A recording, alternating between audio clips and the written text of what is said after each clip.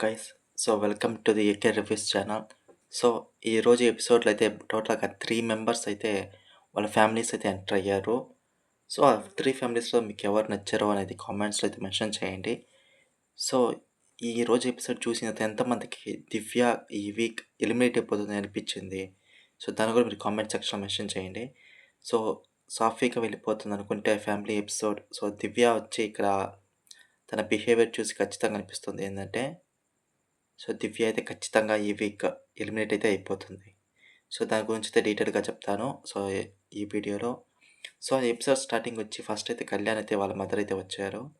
So చాలా సింపుల్‌గా వచ్చారు. సో ఎట్లాగంటే ఒక మిడిల్ క్లాస్ ఫ్యామిలీస్ ఉంటారు కదా! సో జస్ట్ అట్లా సింపుల్‌గా వచ్చి శారీస్ కట్టుకొని వచ్చి జస్ట్ సింపుల్‌గా వచ్చి ఎంట్రీ ఇచ్చారు.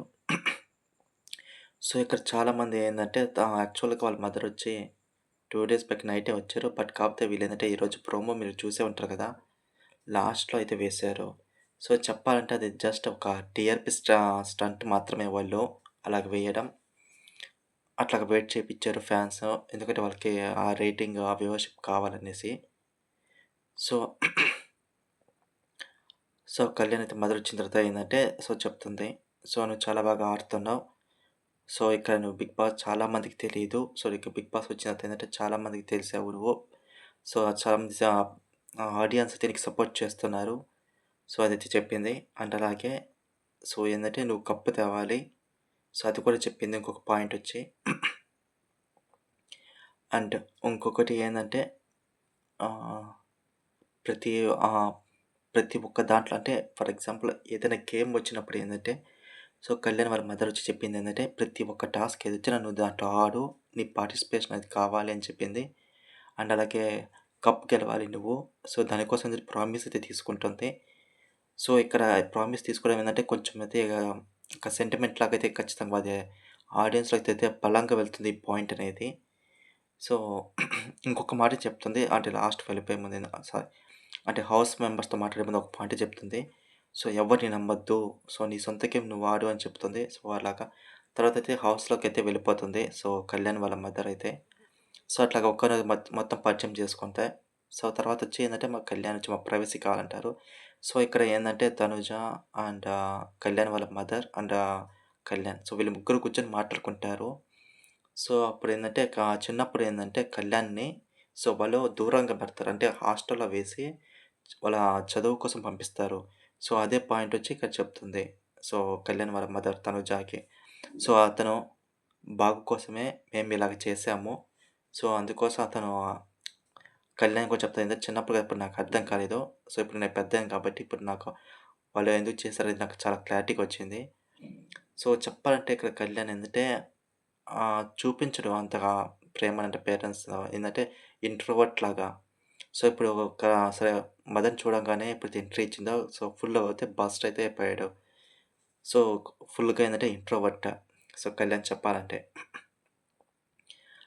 సో తర్వాత వచ్చి సో టైం అయితే అయిపోతుంది. సో తర్వాత వచ్చి అందరికి బాయ్ చెప్పే ముందు ఒక సాంగ్ అయితే వేస్తారు. సో తనుజ వచ్చి అయితే ఒక శారీ అయితే ఇస్తుంది. సో అట్లాగా తనుజ శారీ ఇచ్చి వెళ్ళిపోయింది. కళ్యాణ్ మాత్రం వెళ్ళిపోయిన తర్వాత ఏందంటే, సో కళ్యాణ్ అండ్ తనుజ యొక్క కాన్వర్జేషన్ అయితే జరుగుతుంది. సో కళ్యాణ్ అయితే అడుగుతాడు. సో "నువ్వు శారీ ఎందుకిచ్చావు" అని. సో చెప్తుంది. తనుజ అయితే ఫస్ట్ అయితే ఏం చెప్తుందంటే, "ఇక్కడ హౌస్‌లో అందరితో పోల్చుకుంటే కొంచెం నువ్వు నన్ను ఎక్కువగా అర్థం చేసుకున్నావు. అండ్ అలాగే మీ మదర్ కూడా ఏందంటే కొంచెం ఇన్నోసెంట్. సో అందుకని ఏదైతే శారీ అయితే ఇచ్చానని" చెప్తుంది. అండ్ మళ్ళీ ఇంకొకసారి అయితే కళ్యాణ్ అడుగుతారు సింపుల్. సో ఎందుకిచ్చావు? పర్టిక్యులర్‌గా మా మదర్‌కే నువ్వు శారీ ఎందుకిచ్చావు అని అడగంగానే, సో తనుజ మళ్ళీ అప్పుడు ఇంకొక రీజన్ చెప్తుంది. సో ఏం చెప్తుందంటే, నాకు హెల్త్ బాగాలేనప్పుడు సో నువ్వు చాలా బాగా కేరింగ్‌గా చూసుకున్నావు నన్ను. సో అందుకని నాకు ఇవ్వాలనిపించింది అని చెప్తుంది. సో అలాగే ఇంకో పాయింట్ యాడ్ చేస్తుంది ఏందంటే, ఆహ్, ఈ 5 వీక్స్ అంటే సారీ 4 వీక్స్ ఉంటాయి కదా! దాని తర్వాత నీ జర్నీ నీది, నా జర్నీ నాది. సో చెప్తుంది తనుజ అయితే.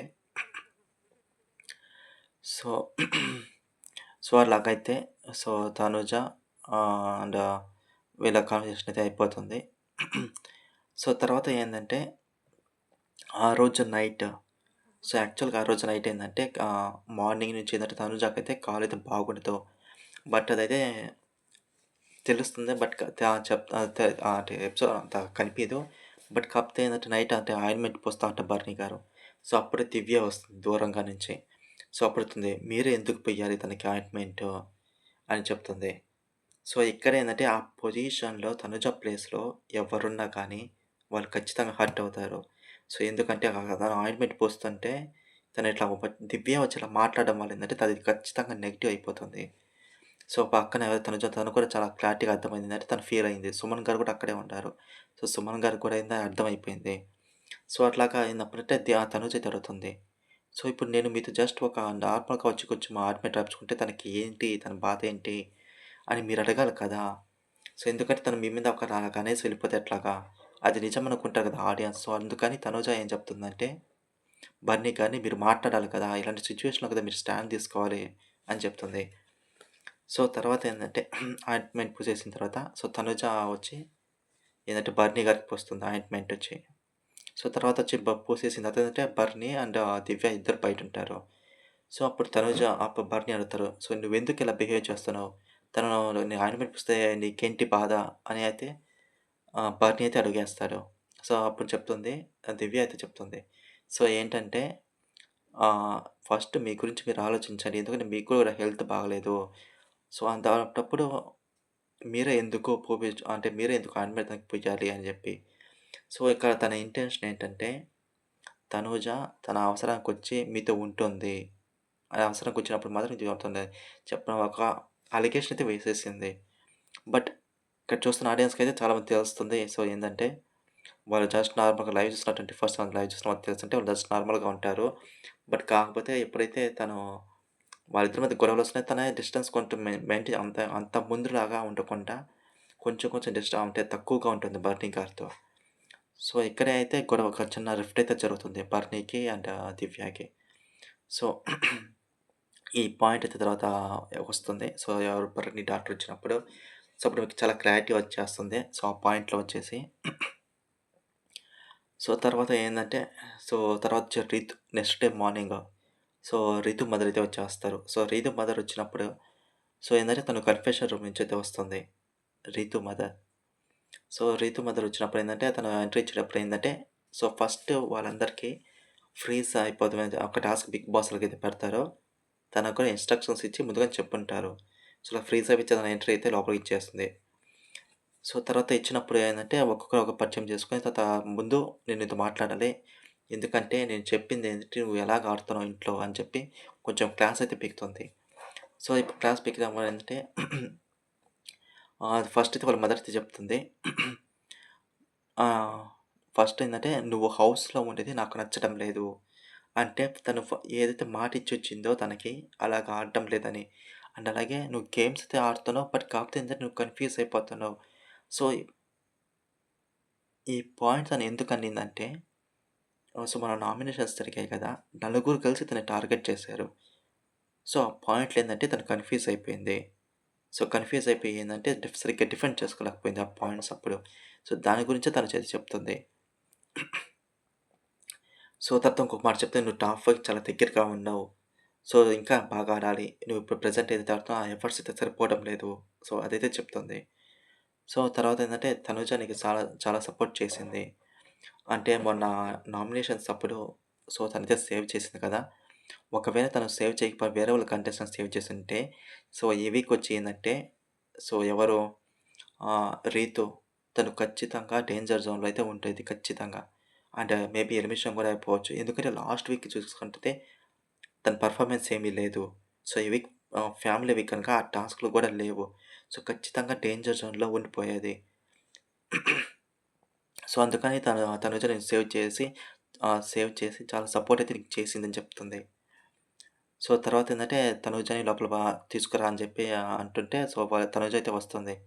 సో, అట్లాగా వాళ్ళిద్దరు మాట్లాడుకుంటే తర్వాత కూడా ఇమాన్యుయల్ దగ్గర పాయింటొచ్చింది. సో, కాబట్టి ఇమాన్యుయల్ కూడా ఏందంటే లోపలికి రమ్మని చెప్తుంది.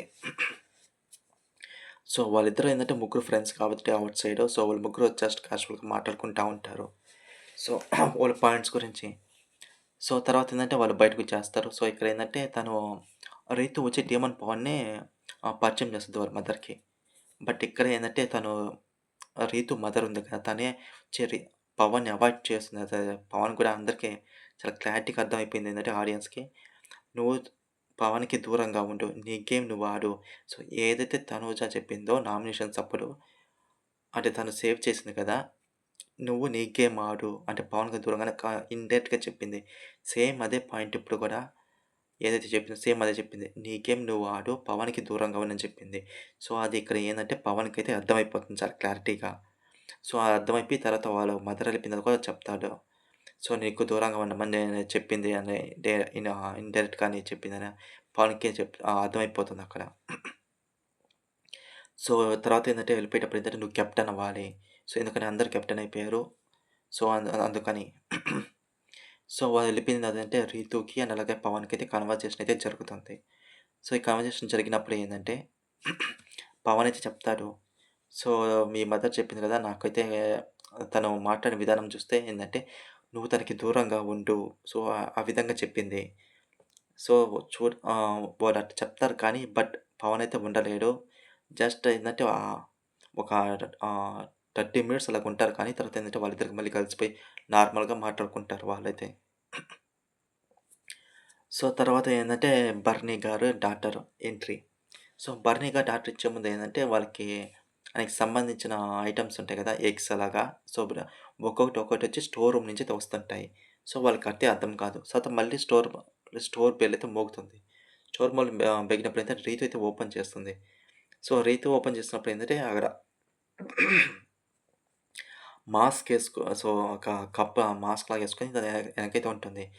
సో, ఇక్కడ ఏందంటే స్టోర్ రూమ్స్ ఒక్కొక్క ఐటెమ్ వచ్చింది కదా! సో, అట్లా అర్థమైపోయి దివ్యకైతే అర్థమైపోతుంది. సో, బర్నీ గారని. సో, అట్లా బర్నీ గారైతే పిలుస్తుంది.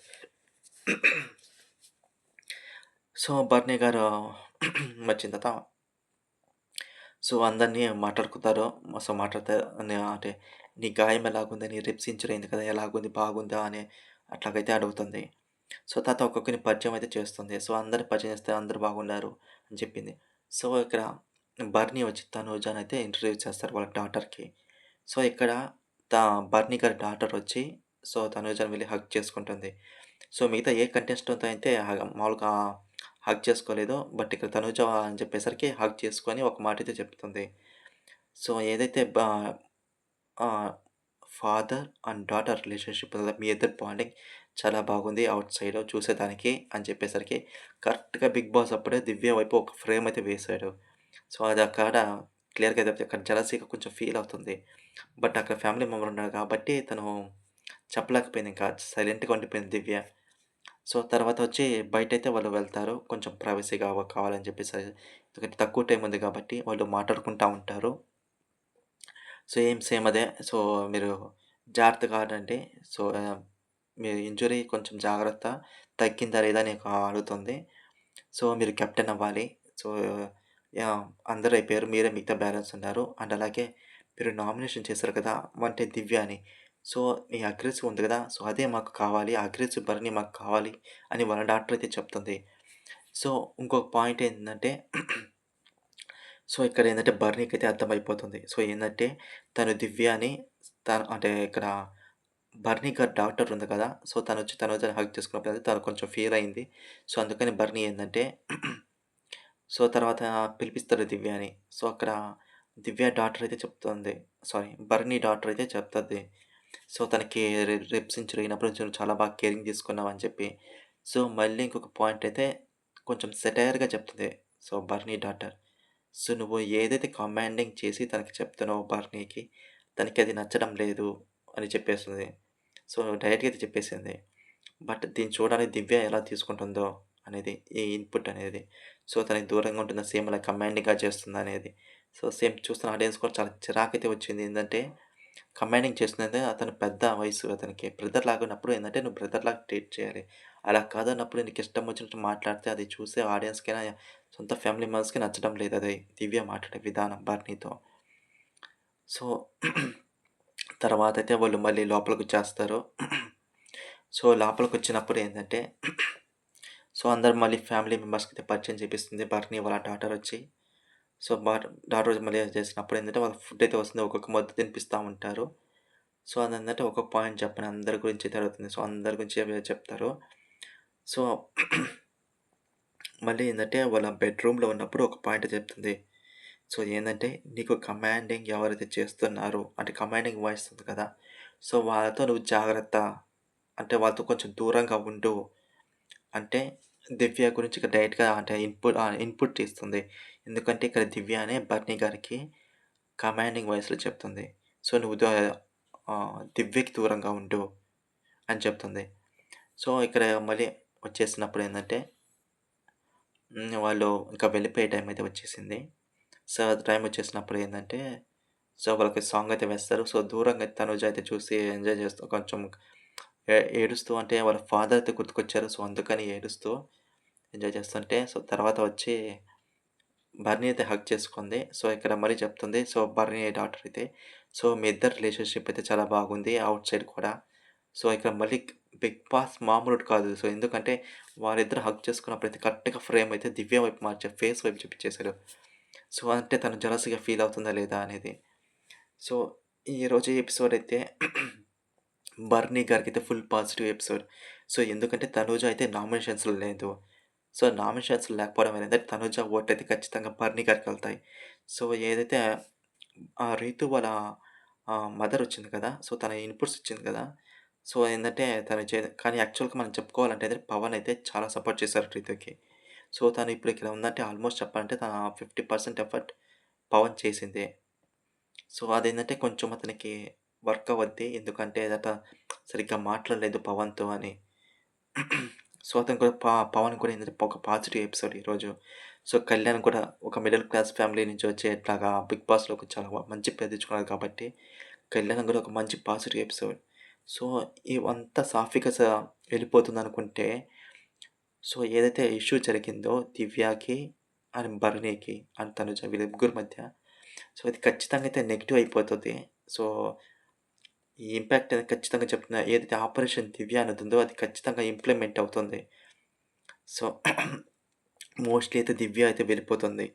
సో, ఎందుకెళ్ళిపోతుందనేది నామినేషన్ సంబంధించి ఒక అనాలిసిస్ అయితే చేస్తాను.